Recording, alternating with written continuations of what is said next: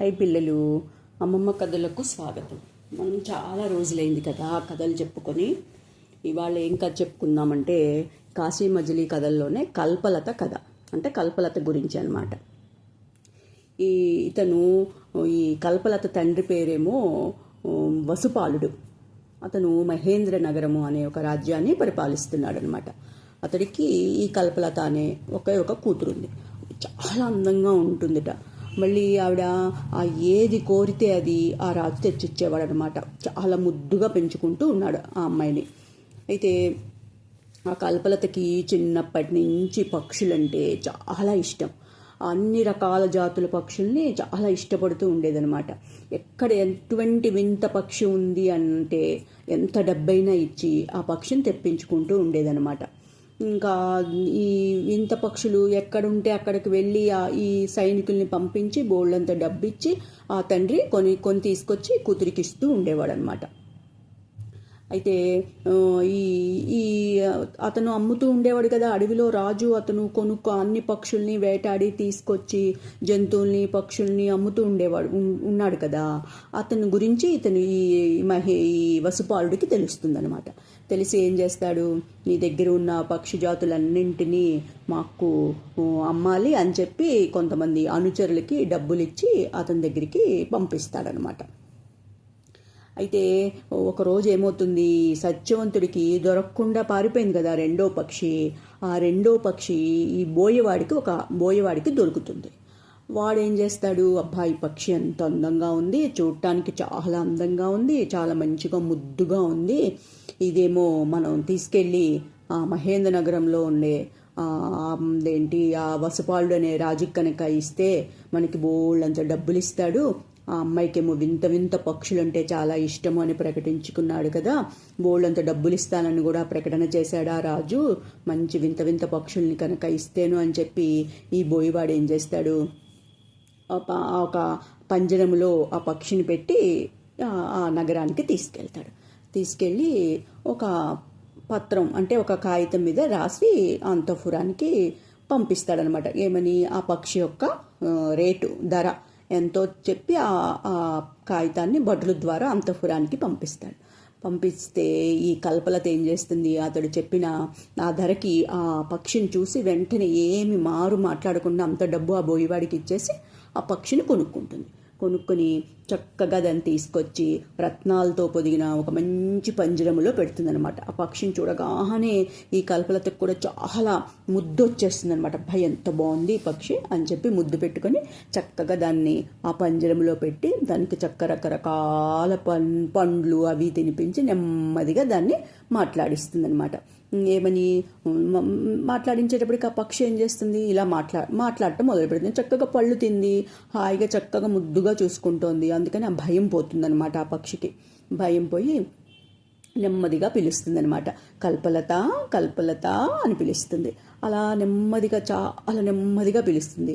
ఆ పక్షి యొక్క కంఠం యొక్క ఆ మాధుర్యానికి ఈ కల్పలత ఆశ్చర్యపోతుంది అనమాట. ఆశ్చర్యపోయి గబగబా ఆ పక్షి దగ్గరికి వస్తుంది. పక్షి దగ్గరికి వచ్చి చక్కగా ఆ పక్షిని చూస్తూ, ఏమిటి పక్షిరాజా నన్ను పిలుస్తున్నావు అని ఈవిడు కూడా చాలా నెమ్మదిగా చక్కగా తీయగా అడుగుతుందనమాట. నీకెవరు చెప్పారు నా పేరు, అసలు నీకు మాటలు ఎవరు నేర్పారు, ఇంతకుముందు నువ్వు ఎక్కడున్నావు, అదేంటి నువ్వేమో ఇంట్లో పెరుగుతున్న పక్షిలాగా లేవు, ఎక్కడో చక్కగా అడవిలో దొరికావు అని చెప్తున్నాడు ఆ బోయేవాడు. నిన్ను చూస్తేనేమో చక్కగా ఎక్కడో ఎవరో పెంచుకున్నట్టు ఉన్నారు, నువ్వు చక్కగా మాటలు కూడా మాట్లాడుతున్నావు, ఏంటి నీ కథ ఏంటి అని చెప్పి ఈవిడ అడుగుతుందన్నమాట ఆ పక్షిని. అడిగేటప్పటికి ఆ పక్షి అంటుంది, కల్పలత కల్పలత నేను నీ చేత కొనబడ్డాను కదా, అంటే నువ్వు నన్ను కొనుక్కున్నావు కదా, కాబట్టి నేను నీ పక్షిని అయ్యాను, కాబట్టి నిన్ను సంతోషపెట్టడం నా పని. నాకు సంగీతం వచ్చు, మంచి ప్రావీణ్యం ఉంది సంగీతంలోనూ, అంతేకాకుండా నేను మంచి విచిత్రమైన కథలు కూడా చెప్పగలను. నాకు తెలియని పురాణాలు లేవు, నేను చదవని శాస్త్రాలు లేవు, నీకు ఏ విషయం కావాలంటే ఆ విషయాన్ని నేను చెప్పగలను. నేను ఒక ఆడపక్షిని, అదేంటి నా భర్తతో నేను వింధ్య పర్వతాల్లో ఒక చెట్టు కొమ్మపై కూర్చొని చక్కగా వింతగా చక్కగా గానం చేసుకుంటూ ఉంటే మేము ఇద్దరమును ఆ అడవిరాజు వచ్చి నా ఉచ్చు పన్ని అంటే వల వేసి నన్ను నా భర్తను పట్టుకెళ్ళిపోయాడు. నేను దొరకకుండా పారిపోయాను.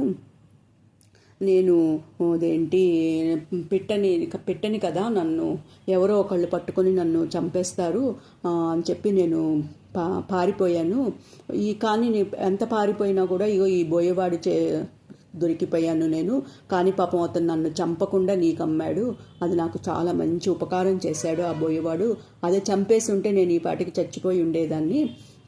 ఏంటి నా మగపక్షిని ఏంటి ఆ పులిందుడు చంపేశాడో లేకపోతే పెంచుతున్నాడో ఏమీ తెలీదు. ఇంకా నన్ను ప్రశ్నలు ఏమీ అడగద్దు. నీకేం కావాలో ఆ విద్యలన్నీ నా దగ్గర అడిగి నేర్చుకో అని చెప్పి ఇంకా మాట్లాడటం ఆపేస్తుంది అనమాట ఆ పక్షి. ఆపేసేటప్పటికి ఈ కల్పలత ఆ పక్షి మాట్లాడిన మాటలన్నీ విని పాపం చాలా బాధపడుతుందనమాట. అయ్యో ఏంటి నీ యొక్క తోటి వాడిని ఆ పులిందుడు పట్టేసుకున్నాడా?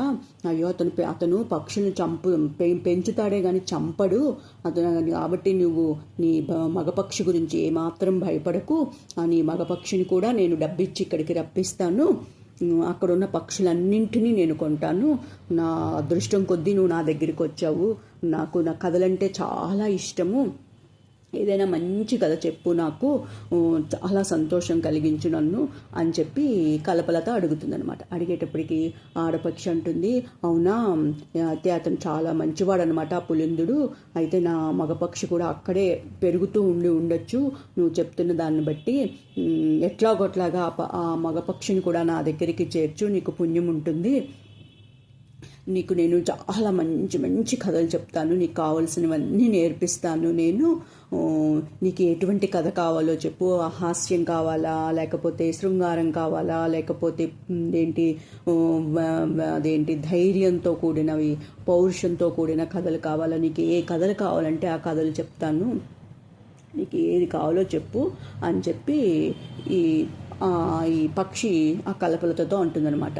అనేటప్పటికీ ఈ కల్పలతకి ఒక చెలికెత్త ఉంటుంది, శారద అని ఆ అమ్మాయి పేరు అనమాట.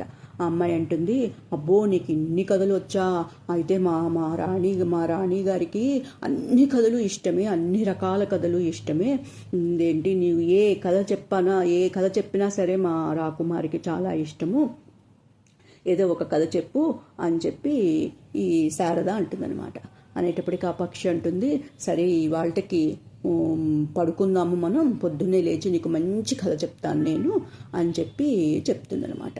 ఇలాగా ఈ మణిసిద్ధుడు కదా మనకి ఎవరు చెప్తున్నారు ఈ కాశీ మజిలీ కథలన్నీ? మణిసిద్ధుడు అని అతను చెప్తున్నాడు కదా. సరే ఆ రాత్రికి పడుకొని మళ్ళీ నెక్స్ట్ మజిలీలో మళ్ళీ ఇంకో కథ చెప్తాడనమాట.